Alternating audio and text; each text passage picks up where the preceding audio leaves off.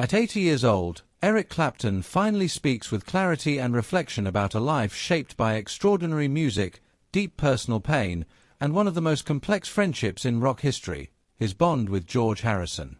Born Eric Patrick Clapton on March 30, 1945, in Ripley, Surrey, England, he grew up under confusing family circumstances, believing his grandparents were his parents and his mother his sister, a revelation that quietly scarred him and later poured itself into the emotional honesty of his music. From an early age, Clapton immersed himself in the blues, idolizing American legends like Robert Johnson, Muddy Waters, and B.B. King, eventually becoming one of the key figures who fused those roots with British rock. His rise began with the Yardbirds in the early 1960s, but his devotion to pure blues led him to walk away when the band chased pop success, a decision that defined his integrity. With John Mayall's Bluesbreakers, he earned the nickname Slow Hand, and with Cream, alongside Jack Bruce and Ginger Baker, he became a global guitar icon, helping usher in the era of the guitar hero through songs like Sunshine of Your Love and White Room.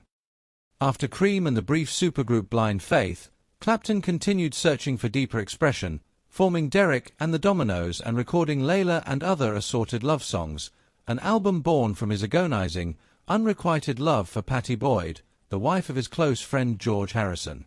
That love triangle became one of rock's most infamous stories, yet at its core was a friendship rooted in respect and forgiveness. Clapton and Harrison bonded deeply through music, collaborating on songs like While My Guitar Gently Weeps, sharing long jam sessions, and pushing one another creatively, even as Clapton wrestled with guilt over loving Harrison's wife. When Harrison and Boyd divorced, Clapton and Boyd married in 1979, but their relationship was marred by addiction, infertility, infidelity, and heartbreak, ultimately ending in divorce in 1989. Clapton's life darkened further with the devastating death of his 4-year-old son Connor in 1991, a loss that shattered him and gave birth to Tears in Heaven, one of the most moving songs ever written about grief.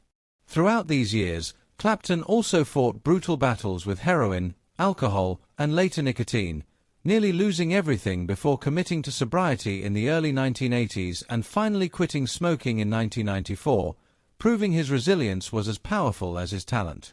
In later years, he found peace and stability with Melia McKenry, whom he married in 2002 in his hometown church, and together they built the family life he had long dreamed of.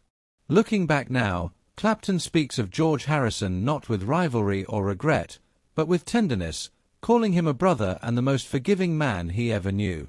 Despite jealousy, heartbreak, and the complicated history between them, their bond endured through music, illness, and loss, culminating in the concert for George after Harrison's death in 2001, a tribute Clapton considers one of his proudest moments.